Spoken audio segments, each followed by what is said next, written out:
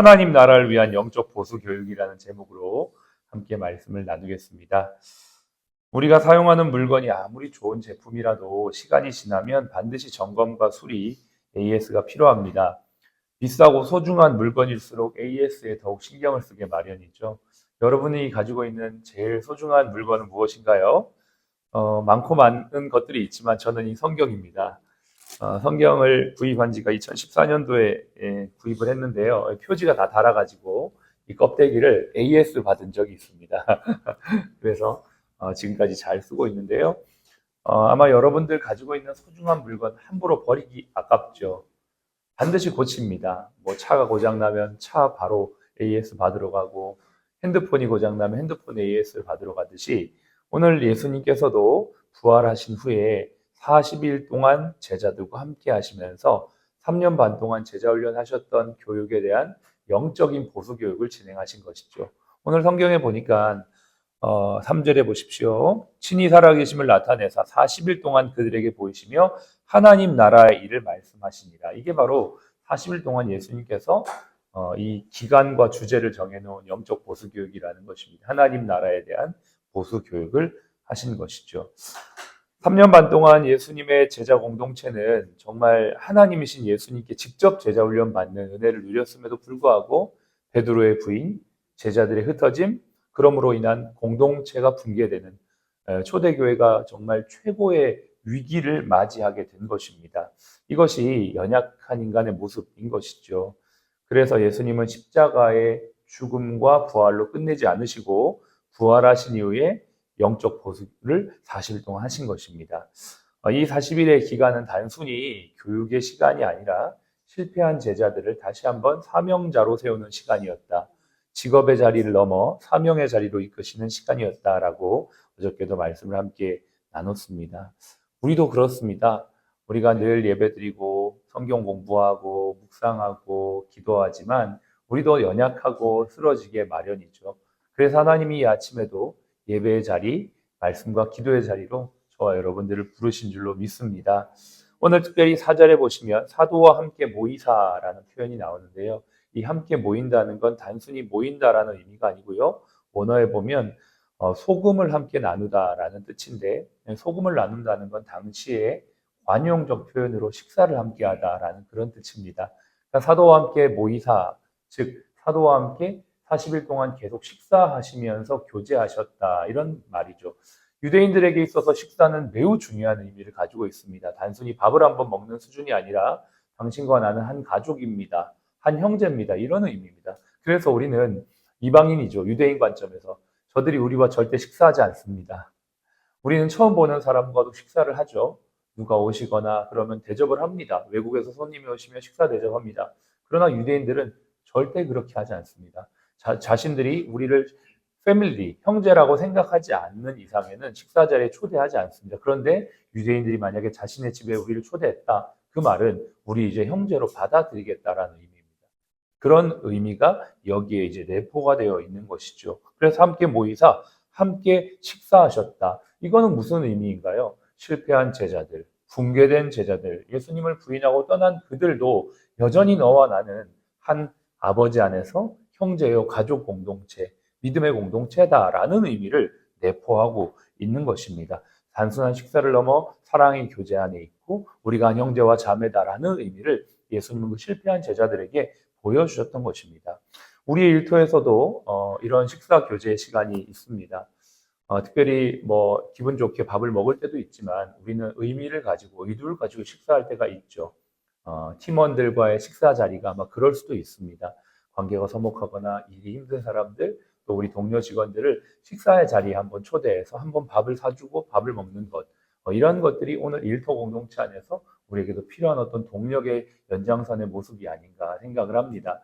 여러분 혹시 생각나는 사람 혹시 물론 좋은 관계에서 밥 사주고 싶은 분도 계시지만 우리 팀원 중에 힘들어하는 분 나 밥 한번 사야겠다. 그러면서 관계가 좀 더 회복되기를 원하는 분이 있다면 한번 실천해 보시기를 바랍니다. 식사하면서 우리는 여전히 한 공동체 안에서 한 지체고 한 동력자입니다. 우리는 한 동료입니다라는 의미를 식사를 통해 우리 리더들은 분명히 나타내 보여줄 수가 있는 것입니다. 뿐만 아니라 주님께서 오늘 제자들을 부르시고 앉히시고 먹이시는 이 식사의 자리는 어떠한 의미입니까? 지금 우리가 이 예배의 자리, 특별히 큐티의 자리, 기도의 자리를 통해 하나님 안에서 우리가 회복되는 것입니다.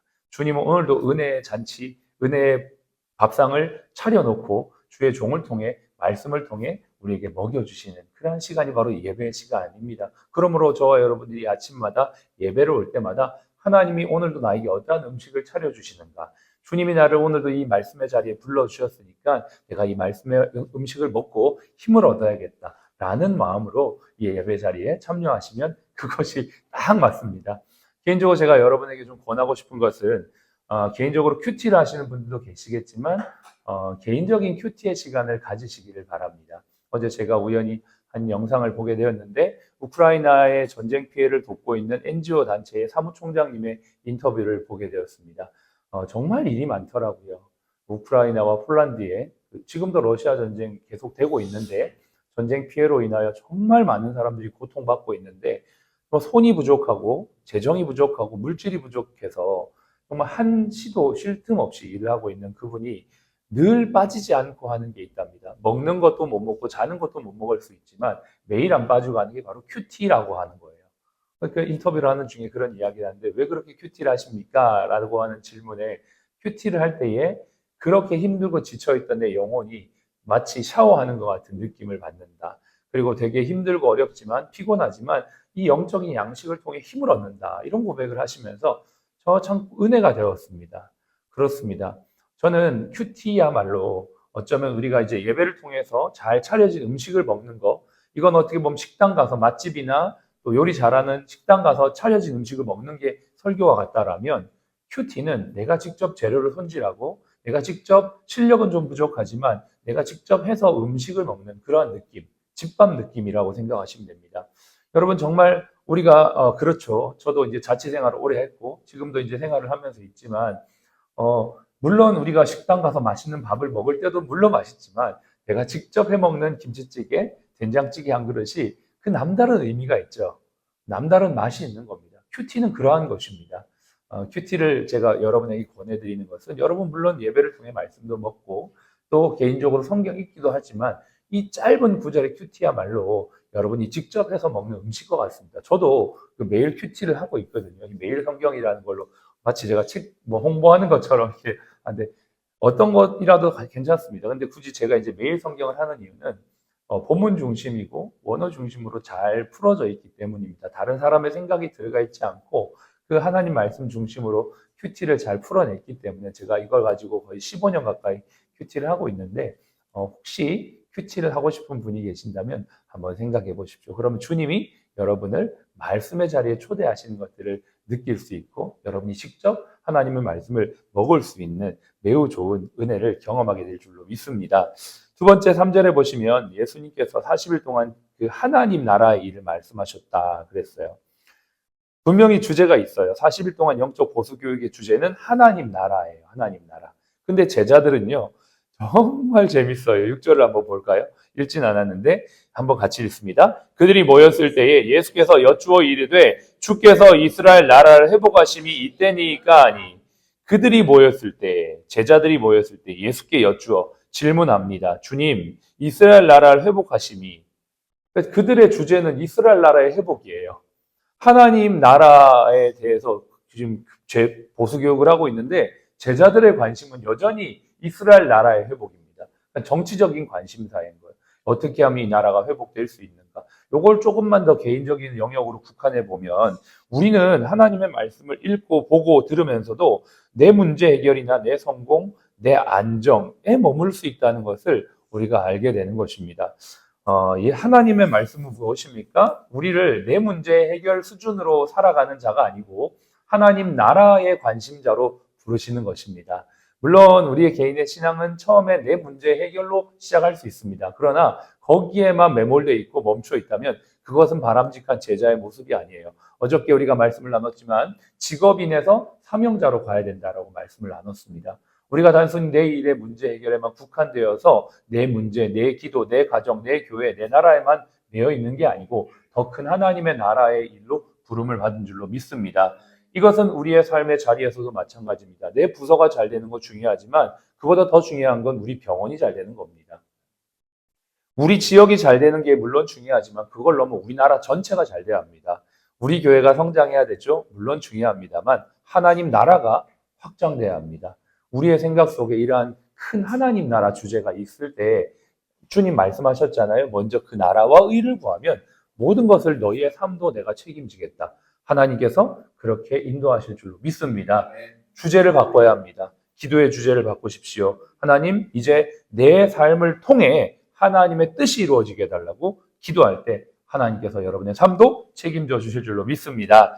마지막 5절입니다. 5절에 보니까 요한은 물로 세례라고 되어 있지만 제가 침례라고 읽었습니다. 원어는 밥티조입니다. 원어는 침례가 맞습니다. 제가 침례교 목사라서 이걸 강조하는 건 아니고요. 저는 원어를 중요하게 생각하는데 원어에는 침례라고 되어 있습니다. 침례가 뭐냐? 물에 완전히 잠기다라는 것입니다. 세례는 뭡니까? 물을 뿌리는 것입니다. 분명한 원어의 의미는요, 푹 잠기는 것입니다. 어저께도 베드로가 자신의 의지로 내가 주님을 절대 부인하지 않겠다. 한계가 있습니다.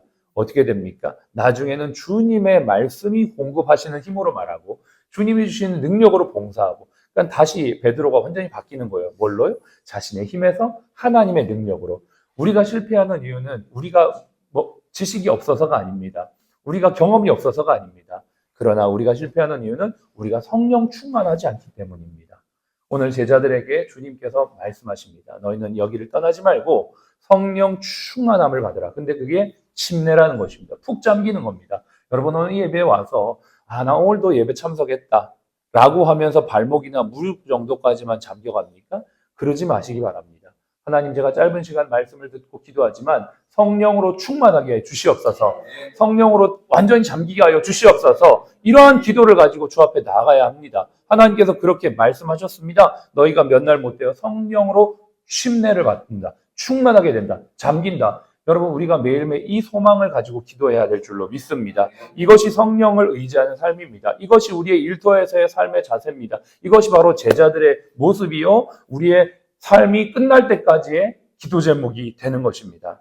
말씀을 마무리하겠습니다. 주님은 십자가로 구원을 완성하시고 40일의 보수 교육을 통해 제자들을 세워가십니다. 회복해 가십니다. 오늘도 주님은 우리를 당신의 말씀의 축제로 초대하십니다. 이 말씀을 함께 먹고 마시며 누리게 하십니다. 뿐만 아니라 개인의 삶의 자리에서 하나님과 교제하는 말씀의 자리로 여러분들 오늘로 초대하시는 것입니다. 혹시 생각나는 분이 계신다면 식사로 함께 교제하시고 식사로 관계를 더욱더 돈독히 해 나가시기를 바랍니다. 혹시 큐티하고자 하는 마음이 있는 분들은 큐티를 오늘부터 실천하시길 바랍니다. 1년에 정기구독 하시면 36,000원 밖에 안 됩니다.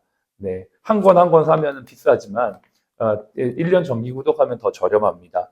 여러분 정말 이러한 영적인 투자를 통해 생명의 말씀을 공급받기를 바랍니다. 여러분의 관심사가 내 일에만 국한되어 있습니까? 바꿔야 합니다. 하나님 나라의 관점으로 갈 때 하나님 우리의 삶도 책임져 주십니다. 여러분 오늘도 성령의 충만함을 받으시길 바랍니다. 발목이나 무릎 정도가 아니라 하나님 오늘도 우리에게 성령 충만한 삶을 주시옵소서. 술 취하지 말라 이는 방탕한 것이니 오직 성령 충만을 받으라고 하신 말씀을 따라 우리 병원이 성령 충만한 공동체가 되게 하시고 여러분 이걸 확신하십시오. 저와 여러분이 성령의 사람이기 때문에 우리가 있는 병원은 잘 될 수밖에 없습니다. 우리가 있는 부서는 빛이 날 수밖에 없습니다.